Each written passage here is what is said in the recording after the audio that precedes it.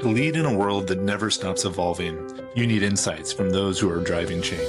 Welcome to Breakthrough Innovations, where we bring together the top leaders and innovators who are reshaping their industries. I'm JL Heather, the Principal Executive Coach at Center, and in each episode I sit down with game-changing executives who share the strategies, insights, and challenges that fuel their success.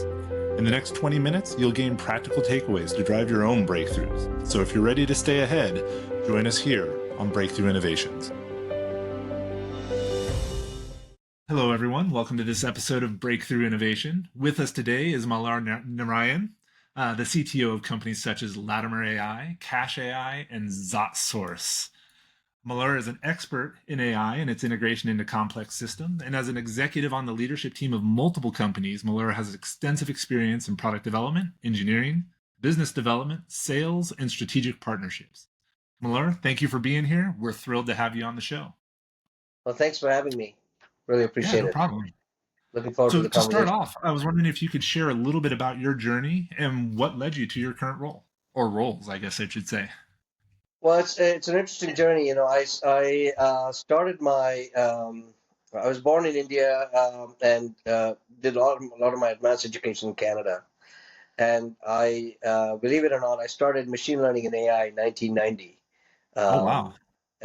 And built one of the first early reinforcement learning models called adaptive set training algorithm, which at the time was pretty revolutionary. And um, I was about to start a PhD, and then I realized, hey, in those days, AI was not as fashionable as it is today, and it became clear to me that I needed to make some real money before I could, and I didn't want a career in academia at the time. So I joined this company called Bell Research, where I was able to build one of the early, this is pre-internet days, right? You think about 1991, 92. Build one of the reverse. We were able to build a reverse engineering model, visualization model for code analysis. They had a huge legacy product with millions of lines of code, and they were struggling with it. And they hired me as a technical writer initially, and they wanted me to document all the code. And I said, "Hey, I'm a software guy. I'm not going to do that. I'm going to write a program to do that for me." And what people were assuming would take a year, we finished it in 2 weeks. So, that was the Wow. beginning of my career trajectory, and it was really accelerated in the beginning. Somewhere along the way, I got interested in other things, building tools, building product. Um, I did a business degree, late 90s. Worked in multiple parts of the world. Worked in Venezuela, Brazil, Singapore, India again, and then now in Austin. So I had a very varied career spanning multiple different roles within two large companies, Nortel and Tata Consultancy Services. And I recently left my corporate gig after 32 years in corporate 4 months ago to Wow. essentially go out on my own. And I'm working as a fractional CTO for three startups. And I'm also doing some consulting work in AI, specifically with a couple of organizations like Spearhead and Kintest. Awesome. I love that story about the technical documentation. I learned heard very early on the best path to promotion is to automate yourself out of your current job. That's right. Because I have a CS degree, so I came out into the programming world as well. So I really resonated with me. Uh, and I love. So you got into AI in the '90s, is what you said?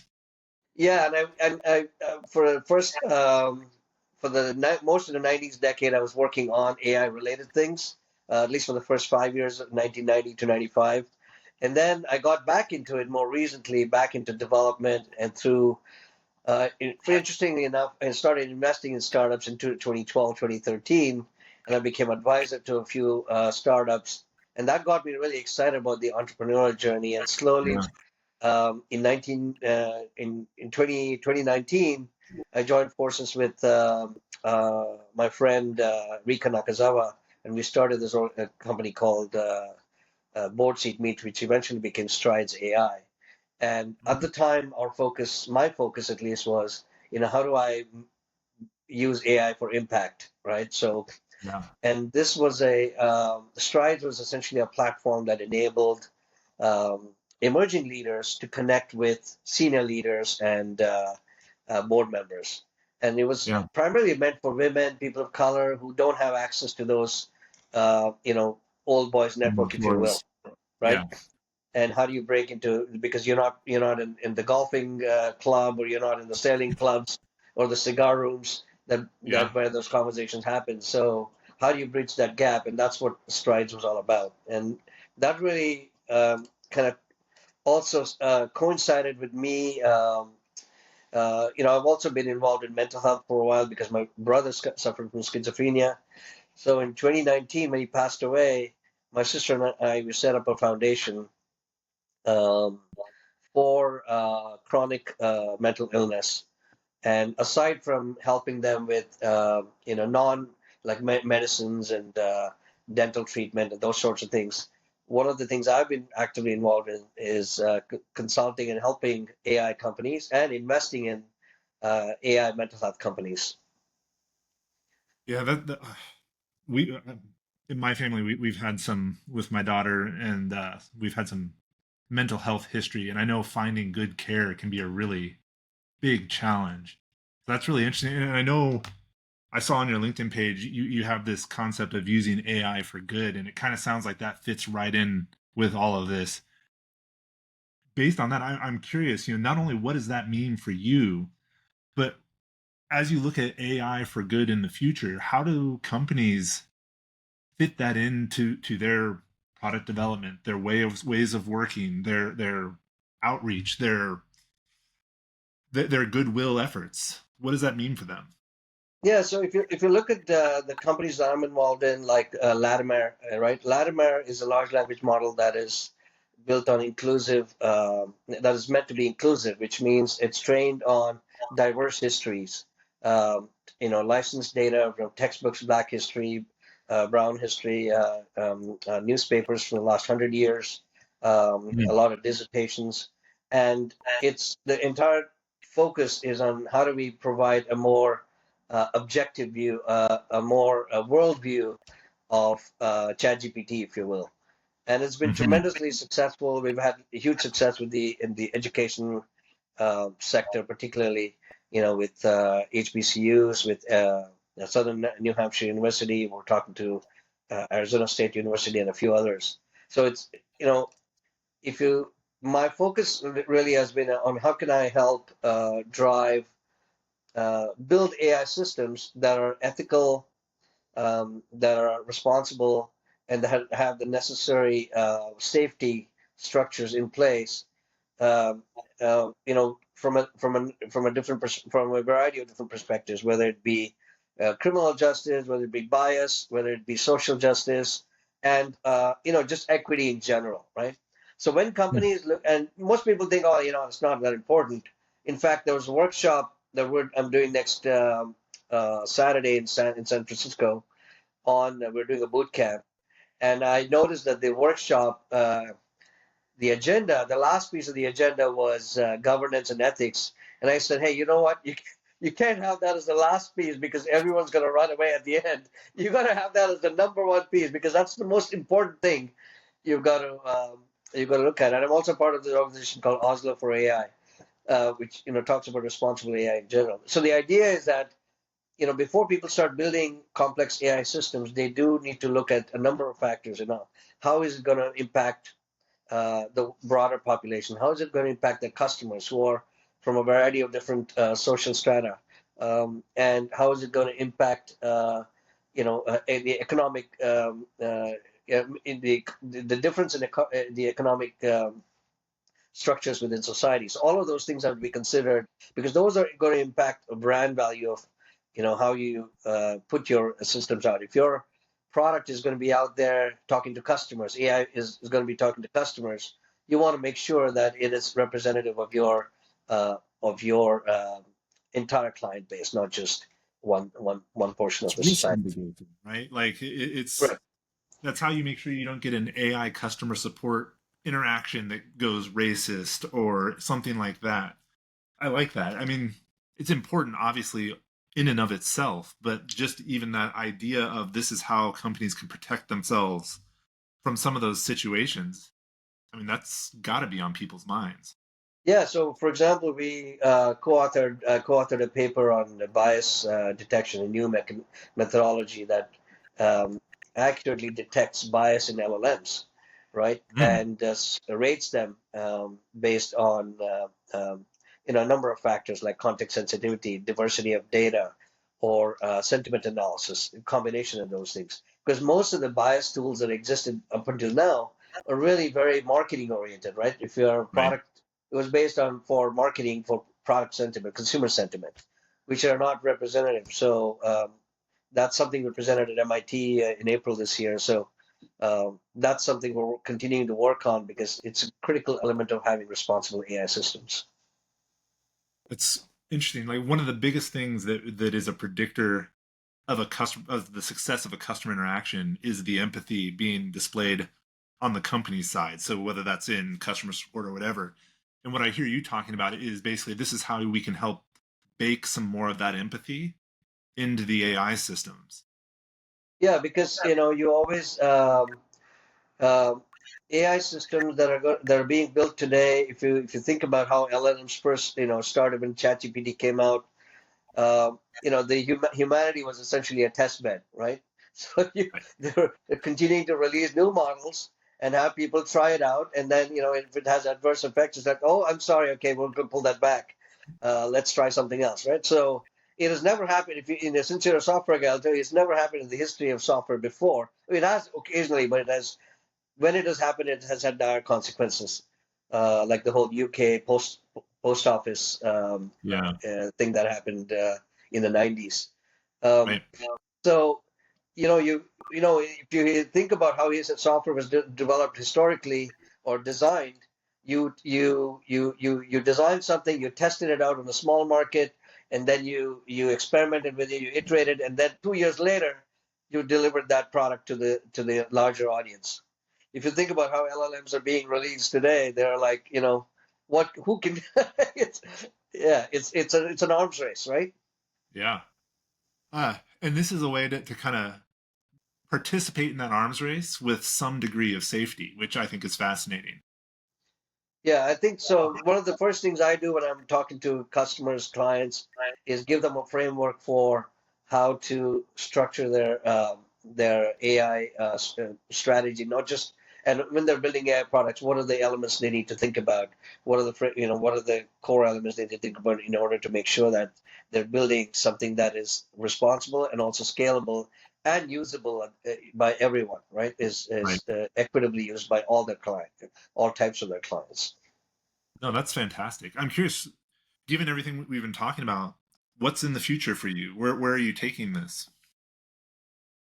Uh, well, I'm a builder. I like even though I did a number of different roles. In the end, I realized that what I like to do is build products, build new things, solve problems. So I'm always looking for new challenges, and that's why I continue to do some of that consulting role because there's always people coming and saying, "Hey, I have this challenge, and you have this problem that I need to solve." Whether it's in professional services or whether it's in utilities or an oil company trying to get more sustainable or a materials company trying to find applications, it's all related because everything impacts the planet or everything impacts society and human beings. So anything that has those two factors, I'm always in. Or if it's related to mental health, I'm always in. So um, in terms of how I see things in the future, I know there's a lot of talk about AGI and stuff. Of Hmm. course, there's going to be some, AI is going to continue to develop into have more reasoning, not just LLMs, but even outside of LLM, Right. right? And I see that as a positive thing. I think AI can have a tremendous impact on getting people more access to making it more equitable for people to access services, finances, all those things we talk about, financial inclusion, social inclusion. Those are all, I think, AI is to solve problems that AI can solve. But it also comes with a number of other issues that it's going to drive, which Yeah. we're all aware of, in terms of jobs, those sorts of things. Yeah, and I know there are no easy answers for any of that right now, at least. Uh, but it's good to know there are people thinking about it. Yeah, lots of So, people thinking about it. yeah. Governments, people, companies, organizations. I think what's required is um, some common ground, right? That's probably the biggest challenge is that in the Europe's doing their whole European AI Act, and then you've got the U.S. and the NIST, and and we don't know what the political climate that's coming up in the next um, Spoilers. the new president. There might be completely new sets of AI rules and laws, and who gets to play. So it's a tricky next 5 years. No, that's absolutely true. And I mean, that means there's a lot of opportunity as well. Yeah, absolutely. I mean, I think when I think about what AI presents, I talked about all the things that it can do for good, but also a lot of the things that inefficiencies in the market. There's so many inefficiencies. So simple things like the amount of time it takes you to get a passport, or those. If you look at all those different things, there's lots of inefficiencies in there that can be taken away. Well, I understand also you also need to retain some of those jobs, and some of those are intentionally kept that way. Um, I guess the most important thing is to see how human beings can move up the value chain in terms of being able to do more of the value added work and less of the mundane work. Yeah, and it feels like AI can even help there just in terms of like equitable access to education and resources. Yeah, absolutely. I mean, there's a lot of ed tech is a big area for AI, and everything from um, employable courses to internships. All of these things, which you see the amount of education itself is a big topic, right? Around Yeah. college education, the cost of it, and you're seeing more and more people being able to learn without necessarily having that formal education, right? You can learn on YouTube, you can learn on uh, I mean, there's a plethora of AI courses or courses in general that you can learn from without having to go through formal education. So, how do you translate that? How do you translate those set of skills for what's coming, right? Right. Because the nature of jobs are going to change, and how do you reskill the current population to be able to?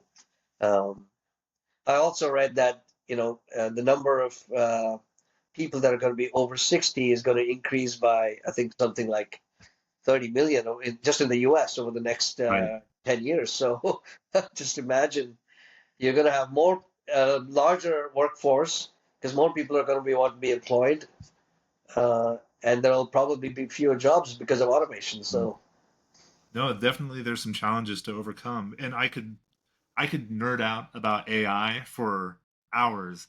Unfortunately, though, we do have to start wrapping up. Before we do, though, where can our listeners connect with you to learn more about AI, your work, and some potential opportunities to collaborate?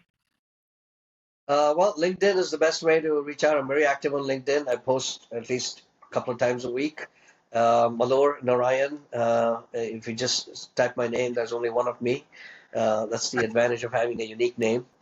I'm also available at Malur at zotsource.com, Zotsource, and you can also go on the website zotsource.com/Malur to reach out to me. Fantastic. Malur, thank you so much for this conversation. This was fantastic. I'm incredibly grateful you were able to make it and had the time to donate or to give us here. For everyone else who's listening in and who made it all the way to the end, I really hope today's episode brought you some value, and I really hope you consider leaving a rating and a review wherever you listen to your podcasts. And if you know anyone else who's looking at a more equitable use of AI, send this podcast their way. It would probably make a difference for them. Also, remember, we'd love it if you took one actionable insight from today, applied it, and let us know how it goes. We'd love to hear about your progress. Thanks again, and we'll see you next time on Breakthrough Innovation.